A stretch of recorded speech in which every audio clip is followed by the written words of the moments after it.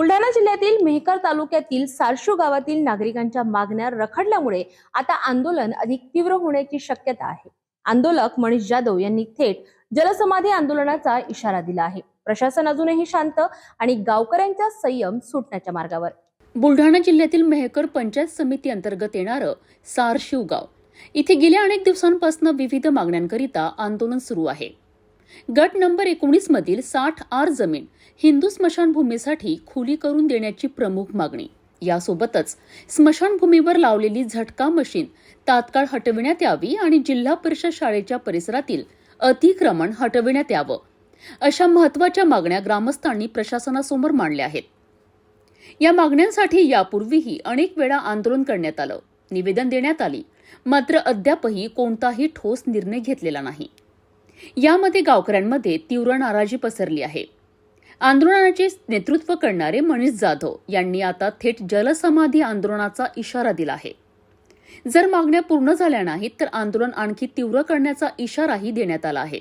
पंचायत कार्यालय सारशू तालुका मेहकर जिल्हा बुलढाणा येथे हिंदू स्मशानभूमीसाठी 60 आर जमीन ही राखीव असून ती आज ग्रामपंचायतच्या ताब्यात नसून ती बाहेरगावून आलेल्या लोकांच्या ताब्यात आहे। त्यामुळे जे गोरगरीब लोक आहेत त्यांना जर कोणा गावातला व्यक्ती वारला तर त्यांना आज इथं दफन देण्यासाठी जागा उपलब्ध नाही। ज्यांच्याकडे शेती आहे असे लोक त्यांच्या स्वतःच्या शेतीमध्ये नेतात, पण त्यांच्याकडे शेत नाही।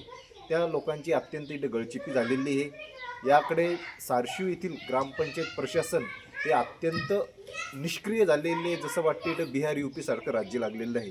इथं कायदा व सुव्यवस्थेचा प्रश्न निर्माण झालेला आहे। तरी माझी शासनाला विनंती आहे, जी हक्काची जी जागा हिंदू स्मशानभूमीसाठी राखीव आहे ती शासनाने त्या व्यक्तीच्या ताब्यातून घेऊन ही शासनाकडे जमा करावी, अशी मी शासनाला विनंती करतो। दरम्यान प्रशासनाकडून अद्याप कोणतीही स्पष्ट भूमिका समोर आलेली नाही। सारशू गावातील हा प्रश्न आता संपूर्ण मेहकर तालुक्याचा विषय बनला आहे। हिंदू स्मशानभूमीसाठी राखीव आहे व तसाच 7/12वर तसा उल्लेख सुद्धा आहे। गट नंबर 19 मध्ये 60 आर जमीन ही हिंदू स्मशानभूमीसाठी राखीव आहे असं 7/12वर नमूद सुद्धा आहे।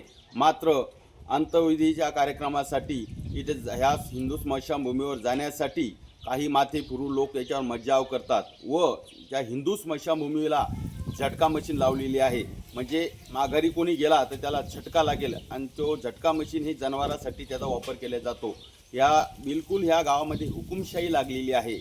इथं गोरगरीब जनतेला तिथं जाण्यास मज्जाव करण्यात येतो किंवा त्याच्यासोबत वाद घालण्यात येते आणि प्रशासन याच्याकडे दुर्लक्ष करत आहे। तरी माझी आली शासनाला अशी विनंती आहे की तत्काळ तिथली झटका मशीन काढून व ती जी हिंदू स्मशानभूमी जी आहे ती त्या हिंदू समाजाच्या ताब्यात देण्यात यावी व तिथं कुठल्याही हिंदू समाजाच्या जे लोक जातात त्यांच्यावर जो मज्जाव करण्यात येतो तो मज्जाव करू नये। ग्रामपंचायत प्रशासनाने याच्यावर तत्काळ दखल घ्यावी अशी आमच्या शासनाला विनंती आहे।